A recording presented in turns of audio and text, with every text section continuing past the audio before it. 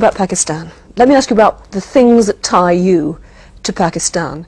Was your mother a great influence in your life all through your growing up period? Very much.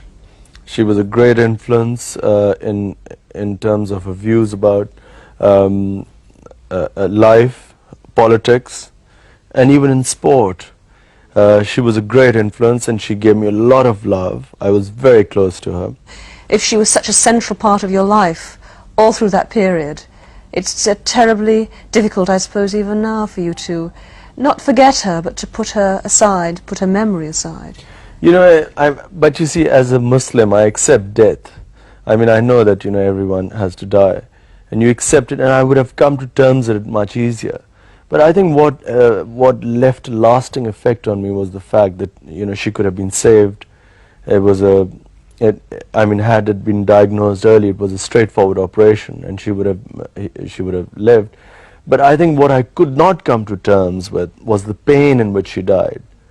You know, I saw someone that close to me for 2 months. I saw in extreme pain, which I think only people who've seen cancer patients, only they can know how they suffer. And I think that suffering and watching her die, that sort of touched me very deep, and it changed it was like a watershed in my life. You did an amazing thing the other night, and you pulled in a tremendous number of celebrities, beautiful women, but that was the first time you'd ever stood up and said, I want you to help me to raise money. It was the first time you'd ever appealed to any of your friends to come forward and do that for you. Outside Pakistan, yes. In Pakistan there was a big response, but outside I wasn't confident, you know, I wasn't sure how people would react to a hospital in Pakistan. My main idea was to tap the Pakistanis living in Britain. Your mother said something about she didn't want you to bring back a Western girl as a bride to Pakistan. Yeah, well, I was 18 then, and she was scared that if I marry a Western girl, she thought that either I would live in England, or I would come and bring her back, and eventually she would again take me back to England, or I would have a broken home, because the interracial marriages have not had a very good record. It's difficult for Western women to live there, and so that was her main argument. But every time you went home, did she have, or your family, did they have lined up for you a whole lot of girls who you had to go and see and look at and think about and all of that, or not? How did it work? Well, you see, I grew up in this house where I had 4 very independent, educated and strong-minded sisters, and a mother who was again very strong-minded. So, you know, they never agreed to one girl.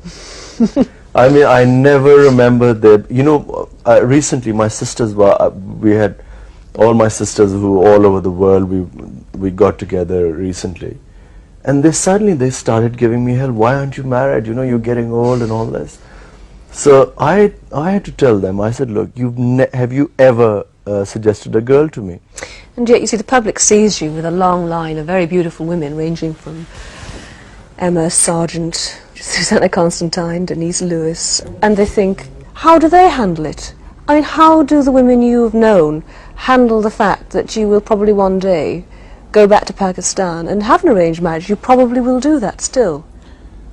How have they coped with this? Well, for a start, I don't know. I mean, I don't know how they cope with it.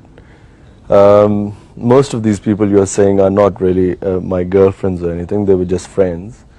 So they never had to worry about decisions about my marriage. Are you saying you never come close to an English girl here, close enough to think about marriage? I suppose I came to one girl who I came quite close to marrying, and it didn't happen. Who was that? That was Emma.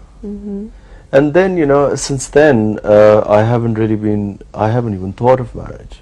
Are you sure? Very sure. Are you cynical in a sense? Because, you know, your celebrity and the person you are and this sort of sex symbol that you have become means that a lot of women will be attracted to you because of who you are and what kind of publicity you can give them. Is that something that kind of annoys you, bothers you, frustrates you? Well, a lot of it is very funny because, you know, I mean, you can't take it seriously. I mean, you know, if you go out with someone who you're just escorting someone, because at times people invite couples, so someone you know, and I know a lot of women who are just friends, and you take them out, their photographs taken, and there's a whole gossip about you, so you can't take that seriously. I know, in one sense I know what you mean, but in another sense I feel that it's so crucial for you to have the kind of press that you have. It's good press. You go back to Pakistan and you're a kind of hero, a kind of demigod there, because of the way you've been built up over the years. I'm not sure that happens, because, you know, the reason I've been built up in Pakistan has nothing to do with me being with women. Or me being with... Well, it's a talking point, isn't it? Every magazine I pick up and I read about you, but it's that's what in they England. say back in Pakistan, the kind of taxi drivers that stop and ask what your love life is like in England. And I think this is not normally the case. This is all the press making it up. It's definitely not the case. I mean, they do ask, they are interested in my marriage. They very rarely talk about women. It's a cricket crazy country. When you go back to Pakistan, I know you go regularly, do you feel alienated in any way from it because you've spent a long time in England, because you've been to school here and you've worked out of here? Is there any sense of alienation? Well, Pakistan is my home. Always has been, and I've never had any confusion about that. I've come to England first to study for 4 years, and then I came to play professional cricket here, because England is the only place which plays cricket in the summer. And I have so many friends over the years, so it's like a second home. But the winter, come September, I have this feeling, I start longing to go back. You're very easy about it all, aren't you? Very cool on the surface anyway. So tell me how you relax. How do you unwind? For me, I suppose if I'm really run down, I would like to go away in the wild.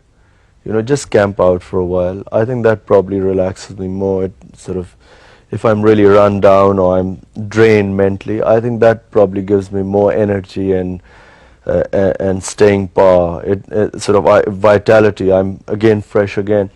I went away in August to the mountains in Pakistan, and I think I came back so fresh and so live, and I'm ready to go back again now.